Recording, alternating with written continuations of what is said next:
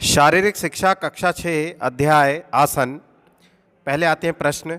आसन करने के कोई 3 नियम लिखिए। तो उत्तर है आसन करने के कोई 3 नियम निम्न है। पहला, प्रातः सूर्योदय से पूर्व जागकर शौच आदि से निवृत्त होकर आसन करने चाहिए। दूसरा, मौसम के अनुसार कम से कम व ढीले वस्त्र पहनकर आसन करने चाहिए। और तीसरा है आसन खुले स्थान पर खुले आसमान के नीचे करना चाहिए। दूसरा है बैठकर किए जाने वाले किन्हीं 4 आसनों के नाम लिखिए। तो बैठकर किए जाने वाले आसन हैं पद्मासन, वज्रासन, गोमुखासन व उष्ट्रासन। लेटकर किए जाने वाले किन्हीं 5 आसनों के नाम लिखिए। तो लेटकर किए जाने वाले आसन हैं हलासन, सर्वासन, धनुरासन, नौकासन व चक्रासन।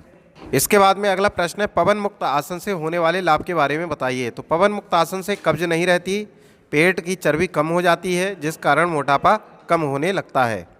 उसके बाद में अगला प्रश्न आता है 5वां प्रश्न। तो 5वां प्रश्न है उत्कट आसन की विधि लिखिए। उत्तर है समस्थिति में खड़े होकर दोनों हाथों को बाजू में खोलते हुए धीरे धीरे सिर के ऊपर मिलाते हैं, फिर घुटनों को मोड़ते हुए कुर्सी पर बैठने जैसी स्थिति में आते हैं और सांस को निकाल कर कुंभक की क्रिया करते हैं। यह आसन की पूर्ण स्थिति है। शवासन किसे कहते हैं? शव का अर्थ है मुर्दा। इस आसन में शरीर की स्थिति मुर्दे के समान हो जाती है, इसलिए इसे शवासन कहते हैं। फिर सूर्य नमस्कार की सप्तम स्थिति का वर्णन कीजिए। तो सूर्य नमस्कार की सप्तम स्थिति में सांस को भरकर शरीर को आगे की ओर खींचते हुए शरीर के आगे के भाग को ऊपर की ओर उठाते हैं, बाजू सीधे, गर्दन पीछे की ओर, सीना सामने की ओर। यह स्थिति भुजंगासन की स्थिति होती है। उसके बाद में आता है सत्य असत्य। योग का एक अंग होने के कारण आसनों को योगासन कहते हैं। बिल्कुल सत्य है ये।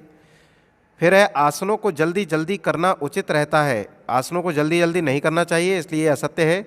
आसन खुले स्थान पर ही करने चाहिए।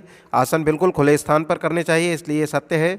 शवासन बैठकर किए जाने वाला आसन है, ये गलत है, क्योंकि शवासन लेट कर किया जाता है, इसलिए ये असत्य है। सूर्य नमस्कार की नवम स्थिति क्रमांक 3 के समान होती है, ये बात भी गलत है, क्योंकि नवम स्थिति क्रमांक 4 के समान होती है। आसन सदैव धैर्यपूर्वक करने चाहिए, ये बात सत्य है। आसनों को हमेशा करते समय धैर्यता का पालन करना चाहिए। अब आते हैं आपके रिक्त स्थान। पहला है आसन। आसन खुले स्थान पर एवं खुले आसमान के नीचे करना चाहिए। सभी आसनों के अंत में होता है शवासन। शवासन करना चाहिए। ताड़ासन के पश्चात शीर्षासन किया जाता है। शवासन से थके शरीर में नवजीवन व नव चेतना, तो इसमें क्या आ जाएगा? पहले में आएगा नवजीवन और दूसरे में नव चेतना का संचार होता है। सूर्य नमस्कार का तृतीय मंत्र है ओम सूर्याय नमः, और उसके बाद नवम मंत्र है ओम आदित्याय नमः। तो पहले में आएगा ओम सूर्याय नमः और दूसरे में ओम आदित्याय नमः।